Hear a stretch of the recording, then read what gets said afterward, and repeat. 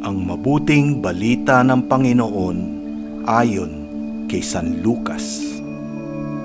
Noong panahong iyon, tumingin si Jesus sa mga alagad at kanyang sinabi, "Mapalad kayong mga dukha, sapagkat ang Diyos ang maghahari sa inyo.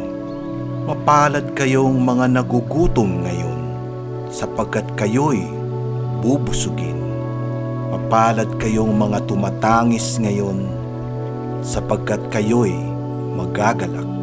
Mapalad kayo kung dahil sa Anak ng Tao, kayo'y kinapopootan, ipinagtatabuyan at inaalimura ng mga tao, at pati ang inyong pangalan ay kinasusuklaman.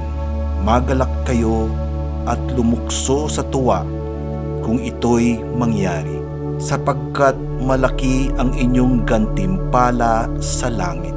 Gayon din ang ginawa ng kanilang mga ninuno sa mga propeta. Ngunit sa aba ninyong mayayaman ngayon, sapagkat nagtatamasa na kayo ng kaginhawahan. Sa aba ninyong mga busog ngayon, sapagkat kayo'y magugutom. Sa aba ninyong nagsisitawa ngayon, sapagkat kayo'y magdadalamhati at magsisitangis. Sa aba ninyo kung kayo'y pinupuri ng lahat ng tao, sapagkat gayon din ang ginawa ng kanilang mga ninuno sa mga bulaang propeta." Ang mabuting balita ng Panginoon. Pinupuri ka namin, Panginoong Hesukristo. Mapapalad kayong mga dukha, sapagkat inyo ang kaharian ng Diyos. Ang pagiging mapapalad ay wala sa kayamanan o sa mga ari-arian, kundi sa ating pagtingin sa ating sarili o sa mga bagay na mayroon tayo. Ang pagiging dukha ay hindi ang maging miserable o pag-iisip na wala ka nang magagawa na baguhin ang sarili.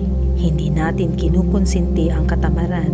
Mapapalad ang mga dukha sapagkat sumasampalataya sila sa awa ng Diyos at patuloy na namumuhay at kumakayod na may tiyagang umaasa sa tulong ng Diyos. Hindi katulad sa mga tinuturing na sawimpalad. Pinabalaan ni Jesus ang mga mayayaman na nais maging mga alagad upang huwag mapabilang sa mga sawimpalad.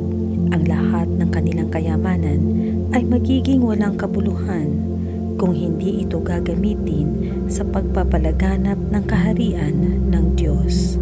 Paano mo ginugugol ang mga panahon na ipinagkaloob sa iyo ng Diyos?